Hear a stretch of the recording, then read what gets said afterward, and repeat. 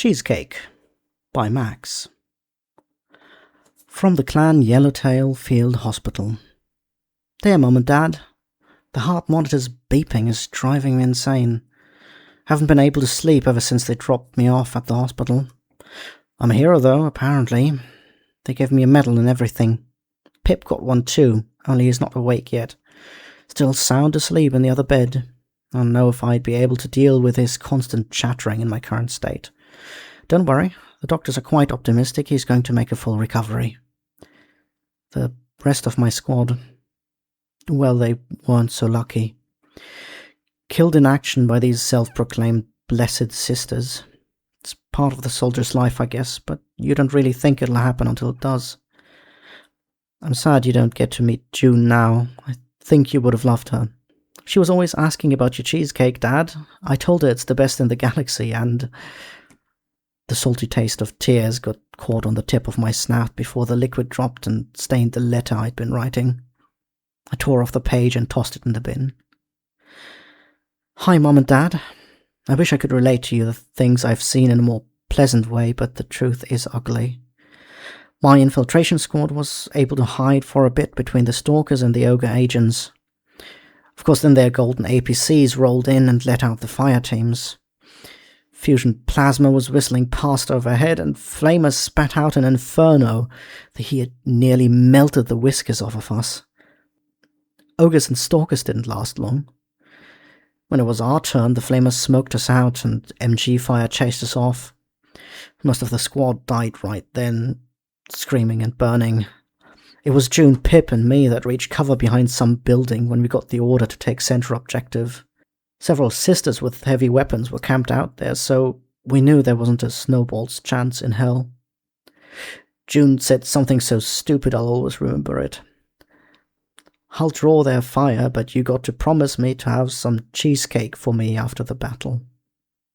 Well, shit, but it worked.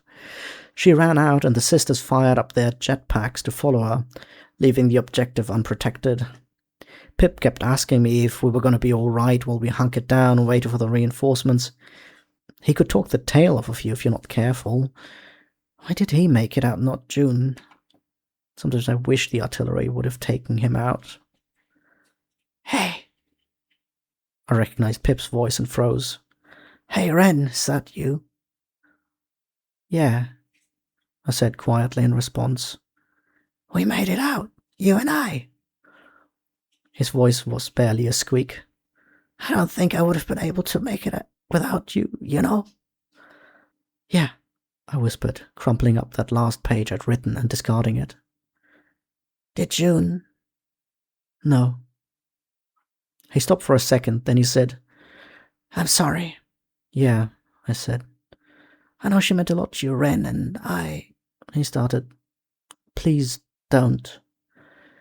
My voice was dry as I struggled to hold back my tears. I'm trying to write a letter to my parents. We can talk later. Now the only noise was, once again, a stupid beeping monitor. Dear Mum and Dad, they gave us all medals. It was only Pip and I who made it out, but we are now considered heroes. I hope you're proud of your daughter. I even dragged Pip to the meditunnel after he got hit by some shrapnel from enemy artillery. I was kind of hard on him during the mission, but he really does talk a lot, and I always worry it'll give away our position. However, the real hero of this mission was June. You should have seen her charging out by herself, saving the day. It wouldn't have been possible without her sacrifice. She wanted all of us to have cheesecake in her honor, so Dad, please. The pen scraping on the paper got louder and louder until the sound was whistling in my ears like plasma zipping past me, like flammable gas streaming out of nozzles, like screams and chaos and death, and like Pip's babbling, Pip's voice going, Hey, Ren. I blinked hard. He blurted out, You okay? I mean, I know, it's just, you started crossing everything out and then the paper tore and flew everywhere and, do you want to talk about it? I shook my head, sighing. I just can't find the right words. Pip nodded in response. I don't think I know what to say either. Maybe you don't have to say everything right now. He stayed quiet for a while after that, and even the medical equipment seemed to take mercy on me while I wrote my letter, finally. Hi, Mum and Dad. I don't know what you heard about everything, but I'm fine. My handler gave me a medal earlier, so that's something. They also said I can go home in a couple of weeks, so that means we can all celebrate together. Do you mind if I bring along Pip?